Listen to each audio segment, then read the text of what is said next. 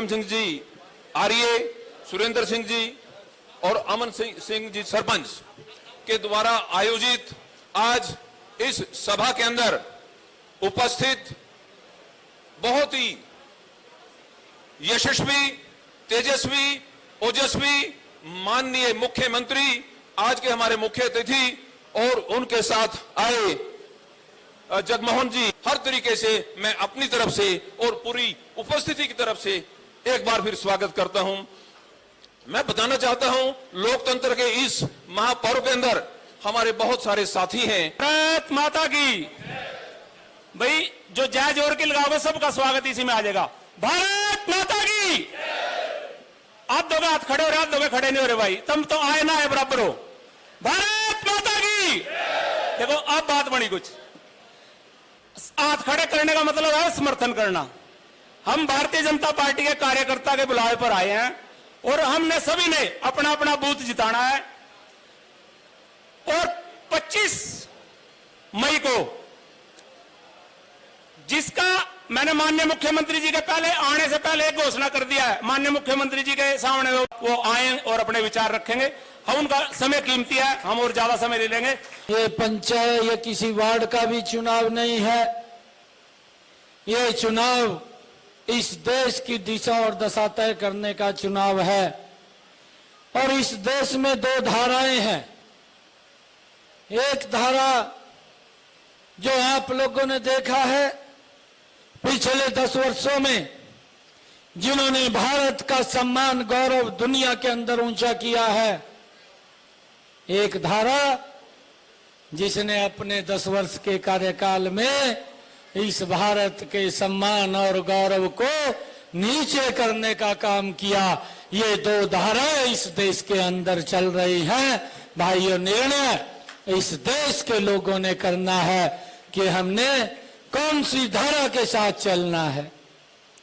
भाइयों, जब हम देखते हैं इन 10 वर्षों में ये भारत एक मजबूत भारत बना है, एक सुरक्षित भारत बना है, एक विकासशील भारत बना है। और इन 10 वर्षों के अंदर देश ने दुनिया के अंदर एक अपना स्थान हासिल किया है। और भाइयों, आने वाले समय के अंदर आदरणीय नरेंद्र मोदी जी ने एक संकल्प भी लिया है। उन्होंने कहा कि 2047 तक ये राष्ट्र, ये विकसित राष्ट्र बन जाएगा। इसके लिए हम मजबूती से काम करेंगे। भाइयों, आप लोगों से अपील है कि हम सब इस विकास की गाथा में, इस विकासशील भारत में अपना योगदान देते हुए आदरणीय नरेंद्र मोदी जी को मजबूत करें। मैं आप लोगों से अपील करना चाहूंगा, क्योंकि यहां से हमारे करनाल से आज इतनी बड़ी सरदारी आज इस सभागार के अंदर आई है।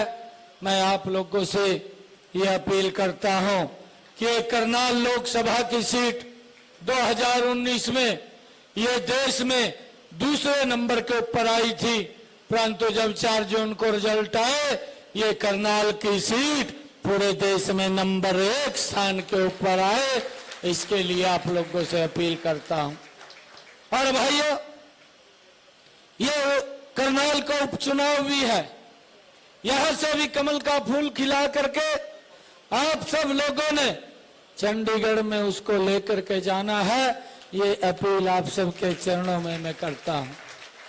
भाइयों, पिछले 10 वर्षों में अगर हम करनाल के ऊपर नजर डालें, 2014 का करनाल, 2024 का करनाल, भाइयों बदला हुआ करनाल नजर आ रहा है। ये सरकार भाइयों विकास के गति को तेज करने वाली सरकार है। चाहे हम करनाल के पार्कों के नवीनीकरण की बात करें, पार्कों में चाहे एलईडी लगाने की बात करें, पार्कों के अंदर चाहे हम ओपन जिम लगाने की बात करें, चाहे नया बस स्टैंड बनाने की बात करें, चाहे करनाल के अंदर महाराणा प्रताप हॉर्टिकल्चर यूनिवर्सिटी बनाने की बात करें, चाहे करनाल के अंदर नई सड़कें बनाने की बात करें, या करनाल के अंदर स्वागत द्वार बनाने की बात करें, करनाल के अंदर भाई अनऑथराइज कॉलोनियों को ऑथराइज करने की बात करें, चाहे उन कॉलोनियों के अंदर नई गलियां बनाने की बात करें, और चाहे करनाल के अंदर उन कॉलोनियों के अंदर बिजली पानी की व्यवस्था की बात करें, और चाहे करनाल के अंदर सीसीटीवी कैमरे लगा करके करनाल को सुरक्षित करने की बात करें। भाइयों, इन 10 वर्षों के अंदर हमारा करनाल एक बदला हुआ करनाल ये नजर आया है। अब ये जिम्मेवारी ये हमारे दुनिया के सबसे लोकप्रिय नेता, भारत के यशस्वी प्रधानमंत्री आदरणीय नरेंद्र मोदी जी ने अब ये जिम्मेवारी मुझे दी है। हमारे भारतीय जनता पार्टी के राष्ट्रीय अध्यक्ष आदरणीय जगत प्रकाश नड्डा जी ने अब ये जिम्मेवारी हमें दी है। आदरणीय अमित शाह जी ने अब ये जिम्मेवारी हमें दी है। आदरणीय ठाकुर राजनाथ सिंह जी ने अब ये जिम्मेवारी हमें दी है। आदरणीय मनोहर लाल जी ने अब ये जिम्मेवारी हमें दी है। मैं ये आशीर्वाद लेने के लिए आया हूं कि जो भी करनाल के काम मेरे ध्यान में लगाएंगे या जो काम मेरे ध्यान के अंदर आएंगे उनको प्राथमिकता के आधार के ऊपर पूरा करने की जिम्मेवारी अब हमारी है। हम करनाल को आगे बढ़ाने का विकास के अंदर कार्य करेंगे। भाइयों, आप लोगों से यही अपील है कि कहीं गठबंधन गठबंधन के लोग आजकल दुष्प्रचार करके, आजकल झूठ फैला करके, झूठ बोल करके लोगों को भ्रमित करने का काम कर रहे हैं। भाइयों, इससे हमने बचना भी है, इससे हमें बचाना भी है।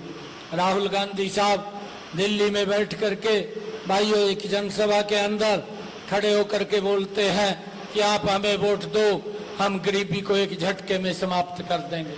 भाइयों, इस बात को हमने समझना भी है। उसने अपने पूर्वजों के रास्ते को नहीं देखा। उनकी दादी ने 1970 के दशक में कहा था कि गरीबी हटाएंगे, 35 वर्ष तक गरीबी नहीं हट पाई, और जब लगने लगा कि गरीब हमारे से दूर हो रहा है तो उसके पिताजी ने एक और झूठ बोल दिया और उन्होंने कहा कि मैं तो 1 रुपया भेजता हूँ, परंतु करनाल में 15 पैसा लगता है, 85 पैसे कहाँ खर्च होने थे, किस गरीब के ऊपर खर्च होने थे, उनको क्या सुविधाएं मिलनी थी, कौन से विकास कार्यों पे खर्च होने थे, इसकी चिंता नहीं की और झूठ बोल करके फिर वोट लेते रहे। और अब इनका युवराज ये खड़ा होकर के बोलता है कि आप हमें वोट दो, गरीबी को एक झटके में समाप्त कर दूंगा। भाइयों, इस बात को हमने समझना है। ये इस प्रकार का झूठ बोल करके लोगों को बरगड़ा करके ये वोट लेने का काम करते हैं। और एक और बात ये राहुल गांधी ने कही कि आप हमें वोट दो, मैं गरीबों के खाते के अंदर 1 लाख रुपया खटाखट डालने का काम करूंगा। भाइयों, ये 50 लाख करोड़ रुपए का बजट बनता है और इस देश का बजट मात्र 46 लाख करोड़ रुपए का है। ये कहां से पैसा ला करके देगा, इसको पता नहीं किसने स्क्रिप्ट लिख करके दे दी और उसी को ही बोल दिया। इसने ये हिसाब नहीं लगाया कि इस देश का बजट कितना है और इसके ऊपर कितना पैसा खर्चा आएगा। भाइयों, लोगों को, देश को गुमराह करने का ये काम ये लोग झूठ बोल करके कर रहे हैं। इस बात को भी हमने समझना है। साइड में जो आप देख रहे हैं YouTube channel, Facebook page, Instagram और एक्स हैंडल यानी कि ट्विटर हैंडल पूर्ण नाम है, इसको आप लाइक करें, फॉलो करें, कमेंट बॉक्स में जाके प्रतिक्रिया दें, इस लिंक को ज़्यादा से ज़्यादा शेयर भी कर दें। धन्यवाद। जय हिंद, जय भारत।